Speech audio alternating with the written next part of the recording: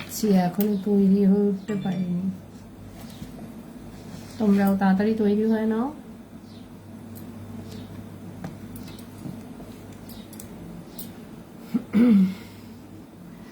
শুভ ষষ্ঠী সবাইকে।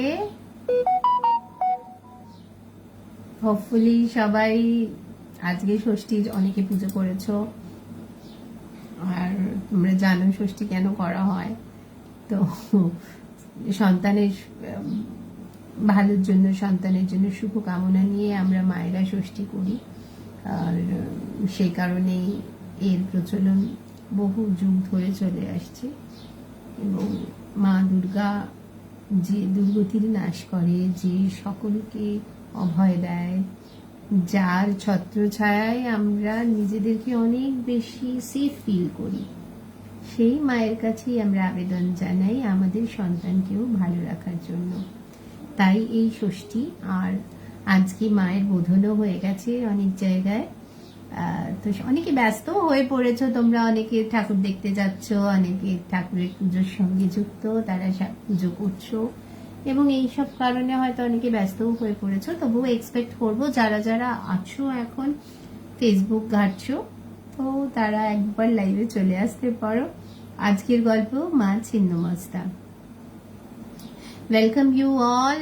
बहुत अच्छा लगता है जब मैं आ जाती हूँ आप सबको कहानी सुनाने में, और आप लोग भी बहुत एंथुसियास्टिक होके मुझसे पूछते हैं अलग अलग चीजों के बारे में जानना चाहते हैं। हम लोगों के आध्यात्म के बारे में जानना चाहते हैं, स्पिरिचुअलिटी के बारे में जानना चाहते हैं, और जानना चाहते हैं कि कैसा था भारत भूमि और कैसा है आज, और क्या क्या विशेषताएं हैं इस भारत भूमि की, जिसको लेकर हम लोग इतना ज्यादा उत्तेजित रहते हैं, जिसको लेकर हम लोग इतना ज्यादा सोचते हैं कि इतनी विचित्रता, इतनी सारी मतलब डाइवर्सिटी होते हुए भी हम लोग कितना एक दूसरे से करीब है, कितना ही डाइवर्सिफाइड हो, कितना भी अलग दिखने में लगे ये अलग अलग स्टेट्स और अलग अलग जगह, बट फिर भी हम लोग कहीं ना कहीं तो एक हैं। जैसे ये नवरात्रि का उत्सव है, तो हम लोग सब साथ मिलके मनाते हैं इस नवरात्र को,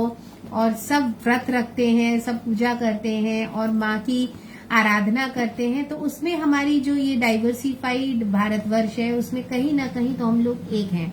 तो ये बड़ा अच्छा लगता है सोच के कि इतना बड़ा देश, इसकी इतनी विविधताएं, फिर भी हम लोग सब कहीं ना कहीं पे हम लोग सब एक हैं। हम लोग कहीं ना कहीं पे एक दूसरे से बिल्कुल भी भिन्न नहीं है।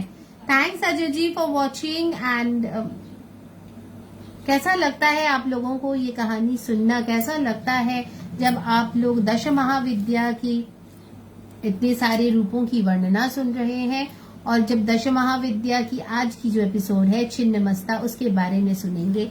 और अगर आप लोगों के पास कोई क्वेरी रहता है तो प्लीज पूछिए, कमेंट्स में लिखिए आप लोगों को उनके बारे में और क्या जानना है, किस स्वरूप के, किस किस बात से, किस किस चीज से आप लोग अभी भी अवगत नहीं हैं। तो मैं कोशिश करूंगी आपकी जो क्वेरीज होंगी, अगर उसी समय मेरे पास जवाब रहा तो मैं जरूर दूंगी, नहीं रहा तो मैं बाद में आपको जरूर उससे अवगत करवाऊंगी। और मुझे अच्छा लगता है कि ये जो इतनी विविधता है हमारे कल्चर में, हमारी सोचने की क्षमता को जो इतना ज्यादा बढ़ाता है, उसमें भी हम लोग सब मिलके जब सोचते हैं, अलग अलग चीजों को लेके सोचते हैं, पर फिर भी एक ही जगह जाके अटकते हैं कि इतनी विविधताओं में भी हमारी एकता है। और हम लोग जिसकी पूजा करते हैं, जिनकी हम आराधना करते हैं, उनकी मूर्ति की पूजा करते हुए भी वो मूलाधार में निर्गुण है, निराकार है, और उनकी जो शक्ति स्वरूप है वो बहुत ही बड़ा है, जिसकी तुलना किसी और से नहीं हो सकती। और जब हम बात करते हैं इस मूलाधार शक्ति की, तो वो कोई और नहीं, हम लोग मातृभूमि में रहते हैं, मातृ प्रधान देश है, और इसीलिए हम सब सर्वशक्तिमान जिसको मानते हैं वो है हमारी माँ। और हमारी माँ में ही उस आदि शक्ति का भी स्वरूप है। अगर आप लोग चेष्टा करें उस आदि शक्ति को जानने का, तो सर्वप्रथम खुद को जाने और दूसरा जाने अपनी माँ को। तो आपको उस सर्वशक्तिमान जो शक्ति है उसके बारे में समूचा ज्ञान आपके पास आ जाएगा। তো বন্ধুরা তাড়াতাড়ি করে চলে আসো, তাড়াতাড়ি করে এসে তাড়াতাড়ি করে এখানে বসে পড়ো। তার কারণ আমি তোমাদের আজকে যে গল্পটা শোনাবো, আজকে যাকে নিয়ে কথা হবে সে অন্য কেউ নয়, এই মাতৃস্বরূপেরই এমন একটি রূপ যাকে আমরা বলি ছিন্নমস্তা। তো ছিন্নমস্তার নামটা শুনলেই কিন্তু একটা কেমন আমরা ভীত সন্ত্রস্ত হই, বা আমাদের মনে বিভিন্ন রকম খেয়াল আসে, বা বিভিন্ন রকম ভাবে আমরা মায়ের কল্পনা করি এই ছিন্নমস্তা রূপকে নিয়ে। এবং সেই কারণেই ছিন্নমস্তা তন্ত্র সাধকদের কাছে একটা অভিন্ন অঙ্গ। এবং এই যে রূপ, এই বিকরাল রূপটাকে দেখে আমরা প্রত্যেকেই ভয়াভীত হই বা আমাদের ভয় করে দেখে। কিন্তু এর পেছনের যে সত্যতা, যে গল্প, সেটা কিন্তু অন্য কিছু নয়, নিজের ওপরে বিজয় প্রাপ্ত করার, নিজেকে সুন্দর করার, নিজেকে জিতে নেওয়ার একটা পাঠই হচ্ছে কিন্তু মা ছিন্নমস্তা।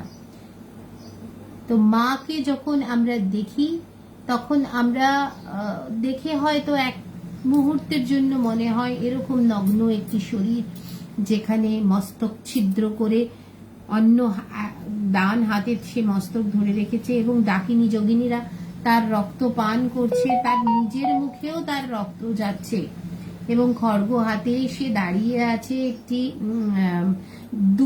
দুটো শবের ওপরে, যারা কিন্তু অ্যাকচুয়ালি কাপল, মানে একটি স্ত্রী এবং পুরুষ যারা মেট করছে, যারা প্রেম করছে, বা যারা সেই সময় দে আর হ্যাভিং সেক্স, সেরকম একটি কাপলের ওপরে উনি দাঁড়িয়ে আছেন, যেটা পদ্মের মধ্যে, এবং সেখানে দাঁড়িয়ে তার মস্তক ছিদ্র করে তার নিজের হাতে সে ধরছে। তো এইরকম একটা সিচুয়েশন, এইরকম একটা লুক দেখলে অবশ্যই মানুষ ভয় পাবে, কারণ তিনটে নগ্ন শরীর, সেখানে একটা বাজনা রয়েছে, সেখানে একটা লালায়িত করার একটা ছবি, কিন্তু তার মধ্যে যে এত ভয়ঙ্কর একটা রূপ। তো তিনটে মিলে, তিনটের সংমিশ্রণে কিন্তু একটা ভীষণ ভয়াবহ চিত্র তৈরি হয় আমাদের মনে। তো সেখান থেকে দাঁড়িয়ে ছিন্নমস্তার এই রূপ, মা ছিন্নমস্তাকে শতকোটি প্রণাম। মা ছিন্নমস্তার এই যে রূপ, এটা কেন, तार विवरण आज के हमें देवो। तो जब हम लोग बात करते हैं माँ छिन्नमस्ता की, तो माँ छिन्नमस्ता एकदम एक अभिन्न पार्ट है इस तंत्र साधना की, और दश महाविद्या की वो छठे भाग में आती हैं। सतीश वाणी जी, थैंक्स फॉर वॉचिंग। अच्छा लगता है जब नए नए लोग आते हैं, नए लोगों से मुलाकात होती है, नए लोगों से वार्तालाप होती है और उनसे परिचय होता है। तो बहुत अच्छा लग रहा है मुझे भी कि सतीश वाणी जी आपने मेरा ये प्रोग्राम ज्वाइन किया है। सुनते रहिए और उपलब्धि करते रहिए माँ के छठे रूप का, जिसे हम कहते हैं छिन्नमस्ता। नारायण राय, हाय, थैंक्स फॉर वॉचिंग। तो छिन्नमस्ता का जो रूप है वो विकराल रूप है। माँ ने अपने ही धड़ से सर को अलग कर दिया है, और उनसे जो रक्त की जो फुहार निकल रही है वो डाकिनी योगिनियां सब पी रही हैं, और साथ में उनका जो कटा हुआ सर है उसमें भी जा रहा है, और उनका पूरा शरीर नग्न है, सांपों से लिपटा हुआ ऐसा एक शरीर।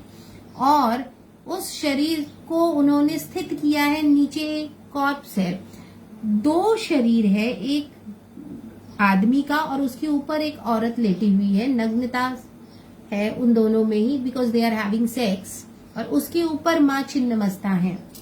तो इसका क्या अर्थ निकलता है, उस अर्थ में हम लोग जाएंगे, लेकिन उससे पहले मैंने आपको ये विवरण दिया। देखने में काफी एक अलग तरह का चित्र है, और जिसको देखकर एक तरफ तो मन में कभी कुछ अलग ख्याल भी आ जाए, पर डर भी आपके साथ रहेगा। तो इसका विवरण जब मैं दूंगी आप लोगों को तो पता चलेगा कि माँ का छिन्नमस्ता का जो ये रूप है ये ऐसा क्यों है। अब छिन्नमस्ता की पूजा तो भारतवर्ष में काफी जगहों पे होती है। प्रचलन राजस्थान से भी है, हिमाचल से भी है, बिहार में मधुबनी से है, और बंगाल में भी है। बंगाल में 51 पीठ में से एक पीठ है जो विष्णुपुर में है, और ईश्वर की कृपा से मैंने उनका दर्शन भी किया है।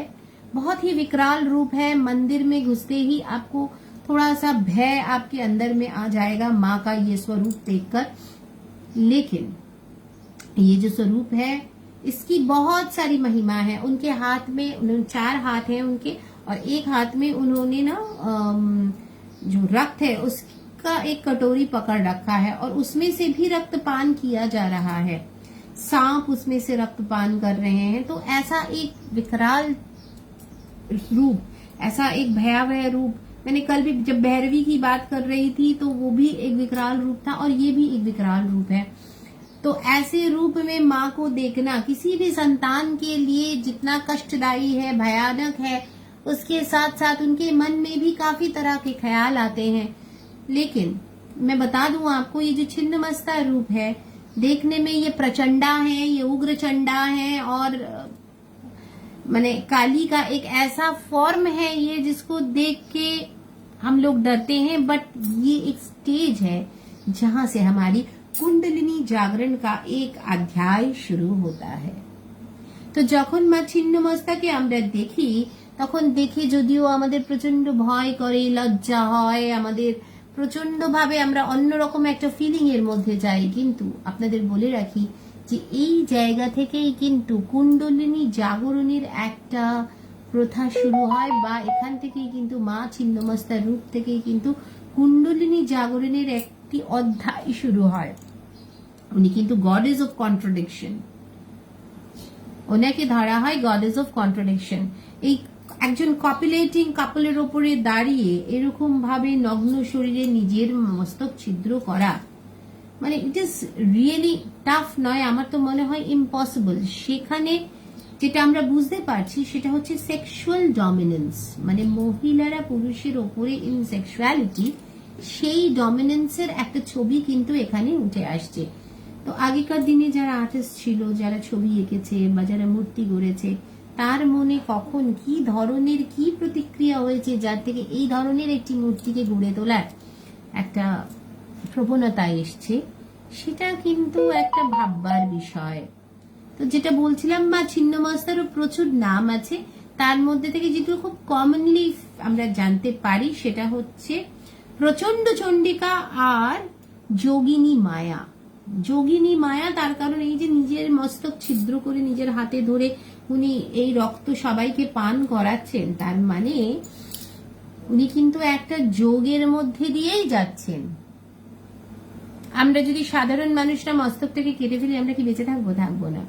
কিন্তু ওনার যেহেতু অমৃত পান করা একজন দেবী, সেক্ষেত্রে উনি কিন্তু ধ্যানস্থ, আর সেই ধ্যানস্থ অবস্থায় নিজের মস্তক ছিদ্র করে উনি কিন্তু নিজেকেই অর্ঘ্য করছে। মানে এটা একটা অদ্ভুত বিষয়, বাট ভাবতে গেলে খুব মানে रोमांच হয় শরীরে। तो एक अद्भुत विषय है, सोचने से भी रोमांच होता है।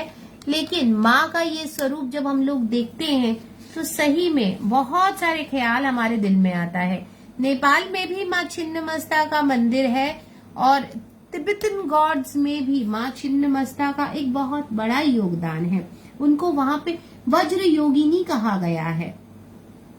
जब 20वीं सदी में तांत्रिक विनोयतोष भट्टाचार्य इस बारे में माने रिसर्च कर रहे थे, तो उन्होंने देखा कि जो वज्र योगिनी है वो सर्वबोधा है, मतलब उनके पास बुद्धि जो है और उनके पास जो ज्ञान है वो पूरी तरह से संपूर्ण है। इसीलिए वो ज्ञान की प्रकाश के लिए अपने इम्प्यूरिटीज को खुद धो रही हैं। जो ब्लड निकल रहा है वो इम्प्यूरिटीज है, उसको वो खुद धो रही हैं। और जब हम लोग हिंदू मत से पढ़ते हैं, जब हम लोग कालिका पुराण में पढ़ते हैं, तो वहां पे पता चलता है वो सर्व सिद्धा है, मतलब उन्होंने सिद्धियों को प्राप्त कर लिया है। तो मीनिंग तो दोनों का एक ही हुआ, चाहे वो सर्वबोधा हो या सर्व सिद्धा, तो दोनों का मीनिंग एक ही है। दोनों फॉर्म्स में उनको अलग अलग तरीके से दो धर्मों में अलग अलग फॉर्म में उनकी पूजा होती है। और मैं हिंदू को धर्म नहीं मानती हूँ, हिंदू को एक फिलोसफी मानती हूँ, इसलिए बोलूंगी कि इस प्रथा में जैसे हम लोग माँ को देख रहे हैं, बुद्धिस्ट धर्म में उनको उसी प्रथा से थोड़ा सा अलग हटके सोचा गया है शायद, बट मूलाधार सेम है। उनको कराली भी कहा जाता है।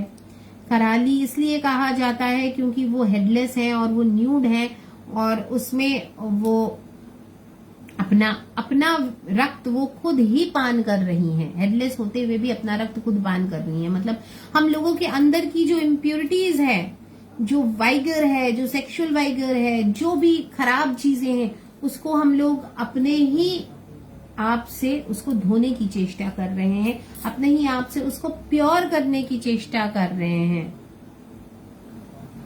उच्चैठ में, मधुबनी में उनकी एक मंदिर मिलती है जहां पे उनके बारे में अगर आप जाएं तो पूरे दीवार पे छोटी छोटी मधुबनी पेंटिंग्स में भी उनके बारे में बहुत सारी कथाएं वहां पे देखने को मिल जाएंगी आपको। और आपको पता चलेगा कि माँ का जो स्वरूप है वो इतना विकराल क्यों बना है। क्यों? क्योंकि एक नारी अपने संसार के लिए सैक्रिफाइस करती है, अपने देश के लिए सैक्रिफाइस करती है, अपने आत्मीय परिजनों के लिए सैक्रिफाइस करती है। तो सैक्रिफाइस करते करते करते करते उसकी जो क्षमता से भी परे है, उसकी बुद्धि से भी परे है, उसका भी वो त्याग कर देती है। तो ऐसी होती है माएं, ऐसी होती है नारी, और इसी नारी का हम लोग अपमान करते हैं। सोचिए, अगली बार किसी भी नारी का अपमान करने से पहले एक बार जरूर सोचिए, चाहे वो आपके घर में हो चाहे बाहर हो। जो एक स्वयं सिद्धा है, जो खुद में एक पूर्ण अंग है, जिनकी चालना से पूरा संसार चल रहा है, ऐसे नारी का अपमान करने से आपका सम्मान कभी नहीं बढ़ सकता, आपके सम्मान में कभी वृद्धि नहीं हो सकती। और जिस माँ की हम लोग पूजा करते हैं वो भी तो नारी ही है। तो सबसे पहले इर्द गिर्द में जो नारी है उनकी आप लोग आराधना शुरू कर दें। उनकी आराधना आप कैसे कर सकते हैं? उनसे प्रॉपरली बात करके, उनको सम्मान देकर, उनके बारे में अगर आपके दिल में कोई भी बुरा ख्याल है उसे त्याग दीजिए। सबसे पहले तो नारी का सम्मान करना सीखिए। किसी से भी आपको प्यार पाना है, किसी को भी प्यार देना है, उसके प्रति आपका सम्मान होना बहुत जरूरी है। अगर आपके दिल में किसी नारी के प्रति ये श्रद्धा, ये सम्मान नहीं है, मतलब आप किसी के भी प्यार के योग्य नहीं हैं। तो नारी एक ऐसी कैरेक्टर है, नारी एक ऐसी चरित्र है, नारी जो कि खुद अपने आप में ही स्वयं संपूर्ण होते हुए भी सब कुछ त्याग करते हुए चली जाती है। तो इस त्याग को, इस बलिदान को समझें और उसकी अवमानना ना करें। इसी का एक प्रतीक है मां छिन्नमस्ता, कि आपको जब सेक्सुअलिटी में आप जब हैं, उस समय आपको पूर्णता कौन दे रही है? नारी।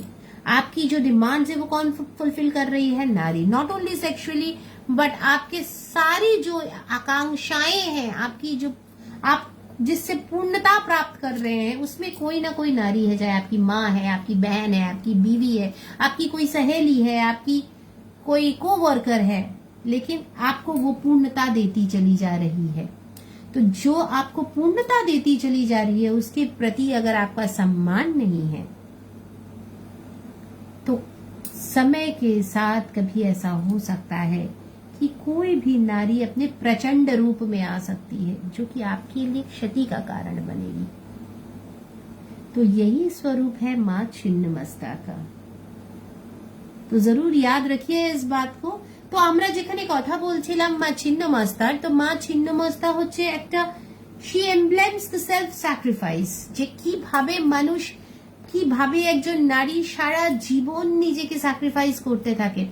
যখন সে একটা বিছানায়, তখন তিনি একজন অপ্সরা, তিনি তখন আপনার মনোকামনা পূর্ণ করছে, আপনার শারীরিক খিদে পুরো করছে, কিন্তু সেইখান থেকে বাইরেই যে সেই মহিলা বেরোচ্ছে, সেই সিচুয়েশন থেকে যখন বাইরে বেরাচ্ছে, আপনার যে খিদে মেটাচ্ছে, সব ধরনের খিদে, সেই মহিলাকে আপনি সম্মান করছেন না, তখন মা কিন্তু ছিন্নমস্তা রূপ নিচ্ছে। তার মানে ওই যে সব শুয়ে আছে নারী আর পুরুষ নির্বিশেষে কিন্তু শিব আর পার্বতী, সেই শিব যদি কোনো সময় মাকে অপমান করে থাকে, মাকে অবমাননা করে থাকে, মাকে তুচ্ছ তাচ্ছিল্য করে থাকে, তারই কিন্তু প্রতিবেদন হচ্ছে এই ছিন্নমস্তা।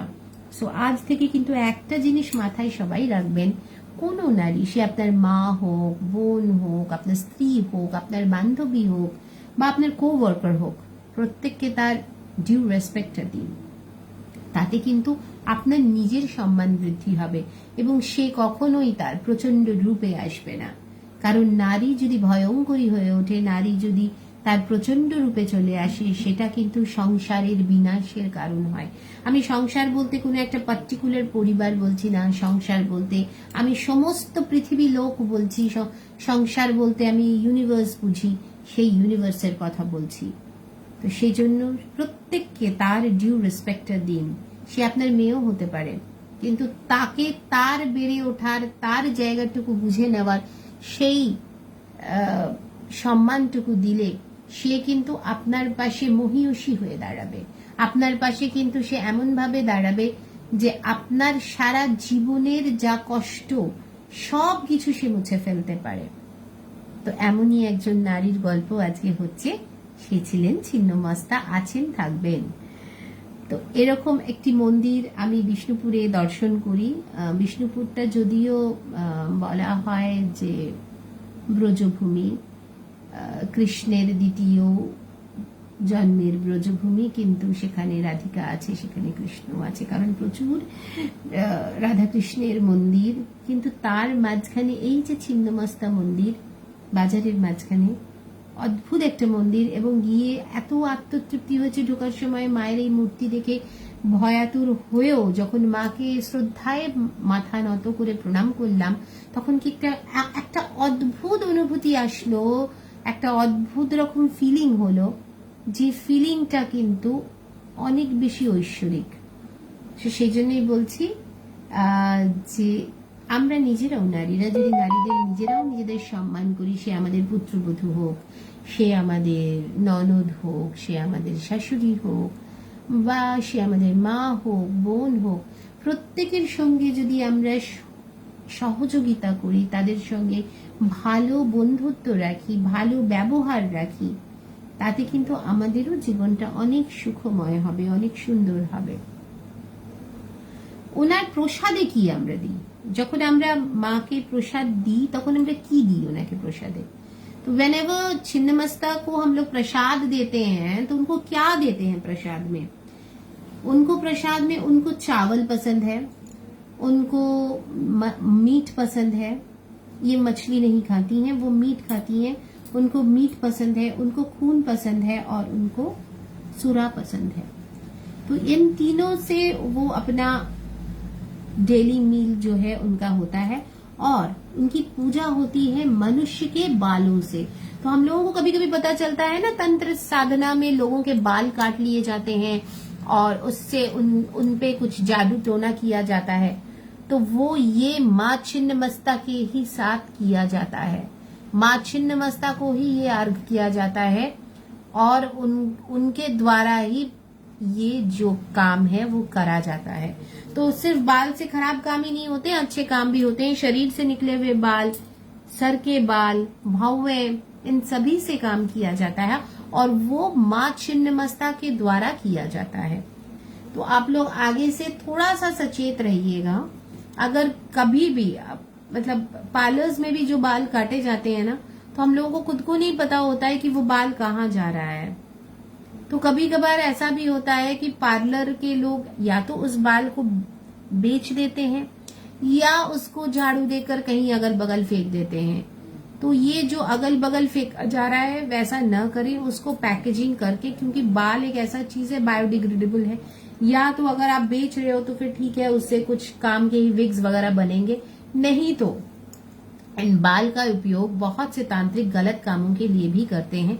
तो उससे थोड़ा सा सचेत रहें। अगर आप लोग अपना बाल कटवा रहे हैं तो आप लोग एक चीज रिक्वेस्ट भी कर सकते हो कि मुझे मेरा जो भी बाल है उसको आप पैक करके मुझे दे दो, और आप लाके अपने ही घर में कहीं पे जहां मिट्टी हो उसके नीचे गाड़ दो। इससे क्या होगा कि आपके बालों का कोई दुरुपयोग नहीं कर पाएगा। ये एक सिंपल सा सोल्यूशन है। आप कोई भी पार्लर में आपके ही बाल हैं, आपके ही बाल काटे जा रहे हैं, तो इसको मांग लेना कोई गुनाह नहीं है, कोई अपराध नहीं है, और आपकी चीज आप खुद वापस लेके आ रहे हो, तो इसमें कोई कुछ आपको बोल भी नहीं सकता। तो इसलिए उसको उठा लीजिए और लेकर आ जाइए, तो वो आपके लिए ज्यादा सेफ है। जब हम लोग वैक्सिंग करते हैं तो वैक्सिंग में बाल गल जाता है, उसमें कोई डर नहीं है जो बॉडी हेयर है। बट जब हम लोग कोई रेजर से या किसी चीज से काट के उसको कहीं पे भी फेंकते हैं ना, वो गलत है।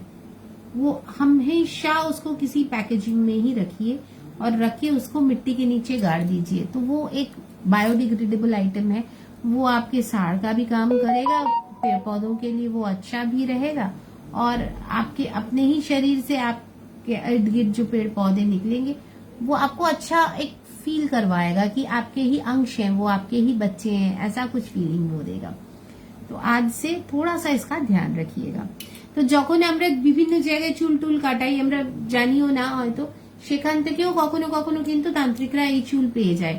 তো সেও জানছে না সে কার এগেনস্টে করছে, বাট কাজটা করছে সে ভুল। তো এই ধরনের কিছু ভুল কাজের জন্য মানুষের ক্ষতি হোক, এটা হওয়া উচিত নয়।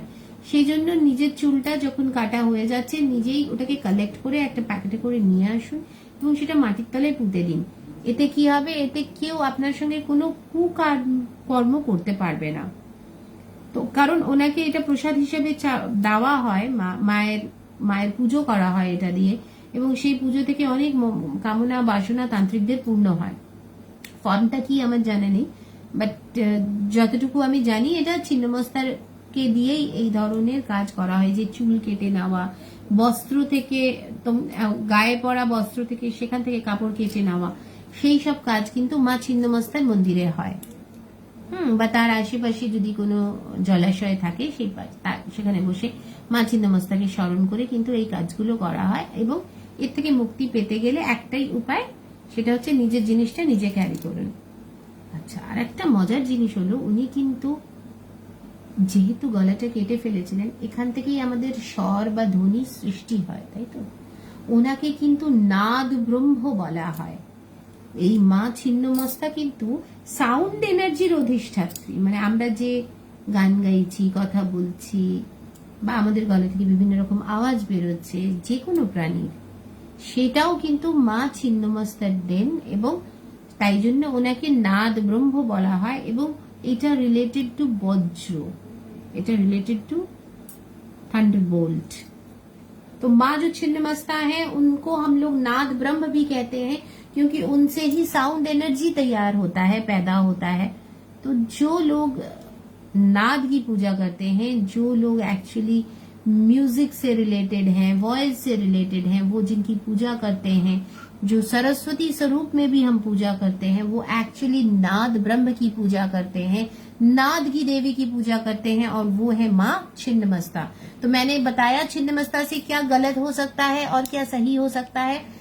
हमेशा ध्यान दें सही चीज पर और उसी पर अमल करें। उससे क्या होगा, आपकी जिंदगी भी सुखमय होगी और लोगों को भी आप सुख बांटोगे।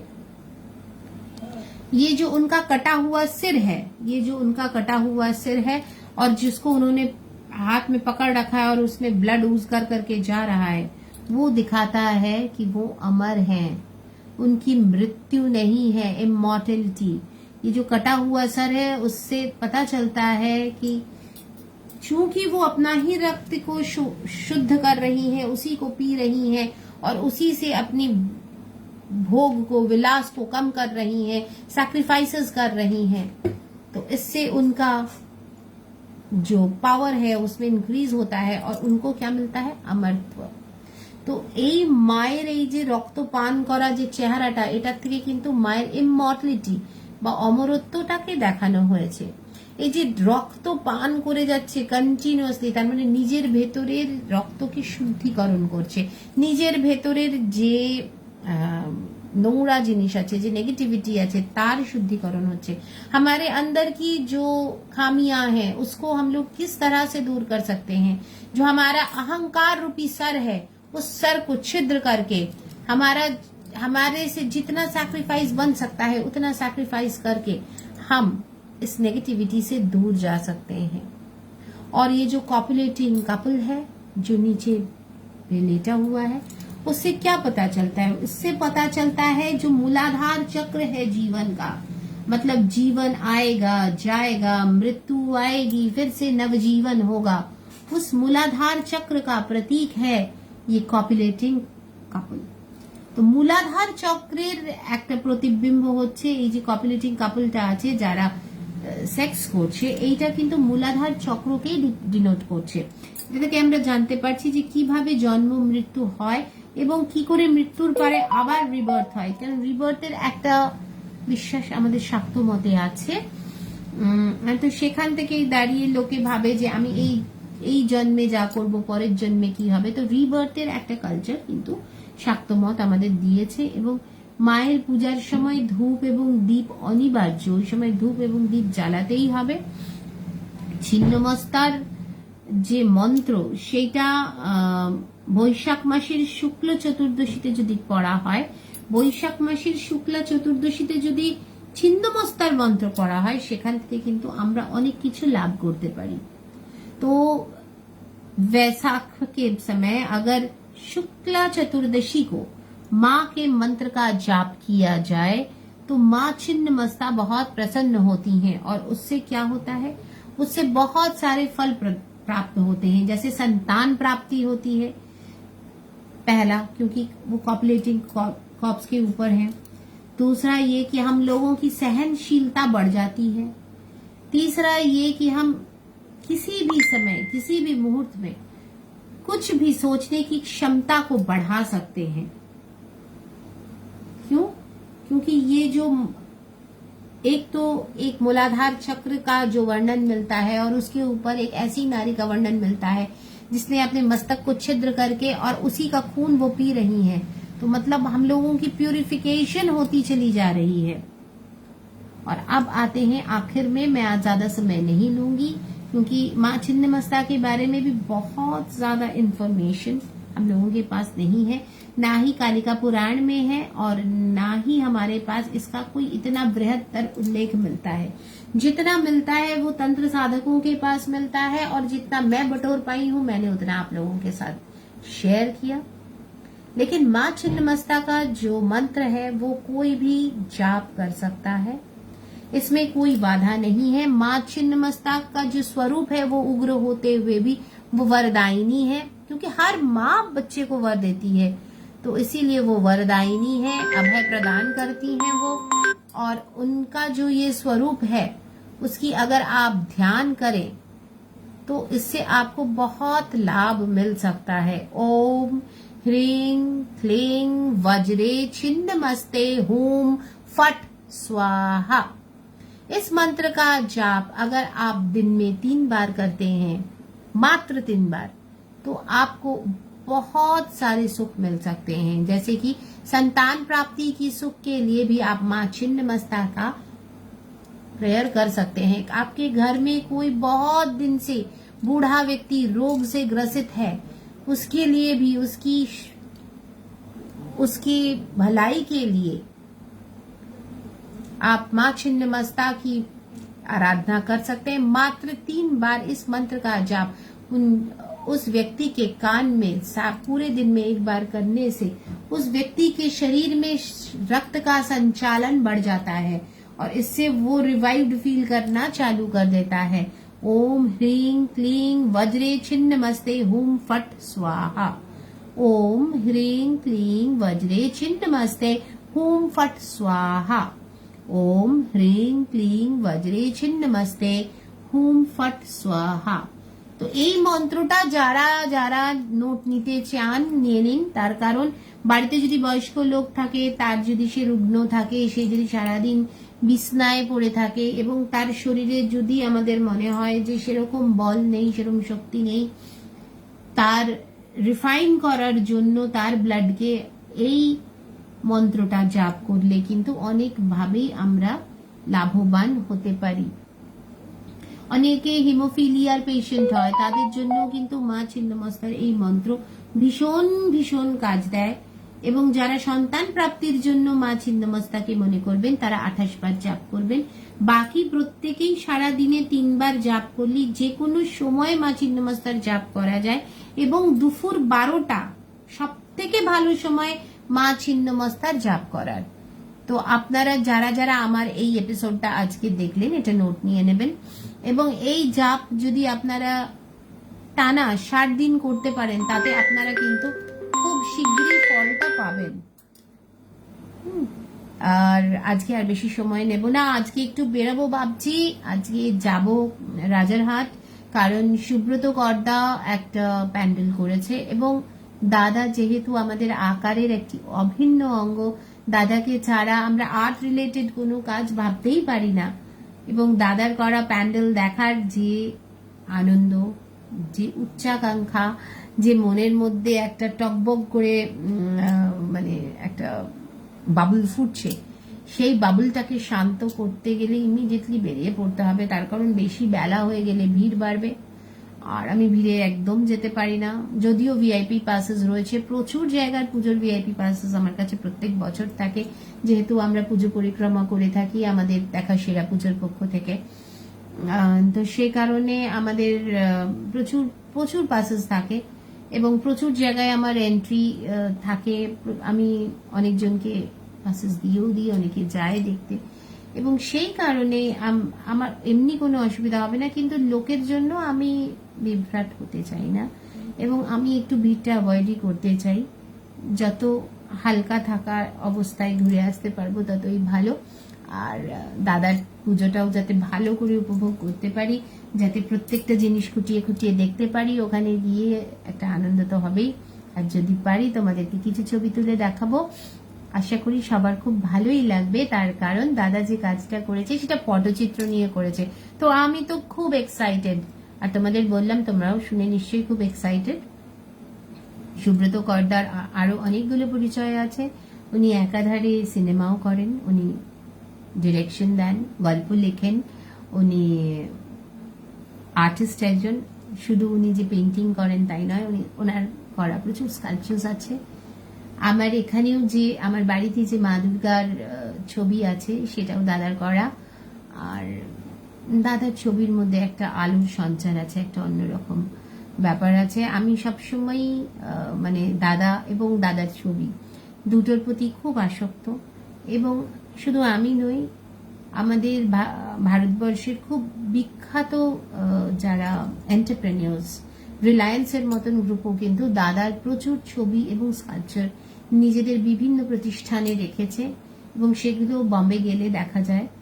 তো সেই রকম একজন মানুষ, খুব বিশাল হৃদয়ের মানুষ এবং এত বড় বড় কাজ করেও দাদা আজও ভীষণ সিম্পল, ভীষণ ডাউন টু আর্থ এবং আমাদের সঙ্গে একসঙ্গে বসে এক থালায় বসে আমরা মুড়িও খেয়েছি, এরকম একজন মানুষ। তার পুজোটা দেখতে যাচ্ছি মানে বুঝতেই পারছেন, প্রচন্ড আনন্দ, প্রচন্ড উত্তেজনা সবকিছু নিয়ে আজকে আমি যাব। আজকে ষষ্ঠী, মাও সঙ্গে যাচ্ছে আমার, কারণ এটা সুব্রত দার পুজো। তো সবাই সঙ্গে থেকো, ভালো থেকো, শুভ ষষ্ঠী আর খুব আনন্দ করো, खूब मजा करो। सभी लोग बहुत बहुत बहुत आनंद में रहिए, बहुत खुशियां मनाइए। नवरात्र का समय है, आज षष्ठी है, मैं भी आज से घूमने निकल रही हूँ। आज पहली बार जाऊंगी दादा का पूजा देखने, सुब्रत कौर का, जो एक बहुत फेमस पर्सनालिटी है, not in only Bengal but India wide. उनकी जो पेंटिंग्स हैं, उनके जो स्कल्पचर्स हैं वो बहुत ही विख्यात है और रिलायंस में भी उनकी काफी सारी क्रिएशंस रखी हुई हैं, रिलायंस के अलग अलग ऑर्गेनाइजेशंस में।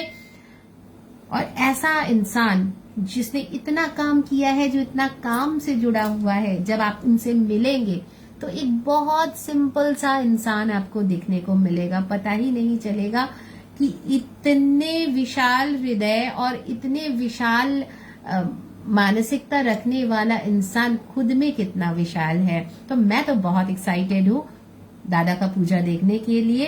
तो बस अभी कुछ ही देर में निकलूंगी, मम्मी भी मेरे साथ जा रही हैं, मेरे साथ जा रहे हैं चिरंजीव, और बाद में हम लोग एक जन और ब्लॉगर से मिलेंगे, सपन बोस वहां पे, और एक लेखक भी वहां पे पहुंचने वाले हैं जो कि बहुत फेमस है, हास्य रस से संपूर्ण एक लेखक हैं, वो भी वहां पे पहुंचेंगे और उनका नाम है देवाजीत सरकार। वो बहुत ही सुंदर सुंदर कहानियां लिखते हैं, बांग्ला में लिखते हैं। आप लोगों को कभी मुझे मौका मिला तो मैं जरूर अनुवाद करके सुनाऊंगी। ऐसी कुछ लेखनी उनकी है, बहुत अच्छा लगेगा। और सबसे बड़ा तो जो उत्तेजना का कारण है, वहां पे सुब्रत दा मिलेंगे और सुब्रत दा के साथ और भी बहुत से आर्टिस्ट मिलेंगे जो जिन्होंने उनके साथ सहयोगिता किया है। तो मैं बहुत एक्साइटेड हूं, मैं और ज्यादा देर नहीं रुक सकती।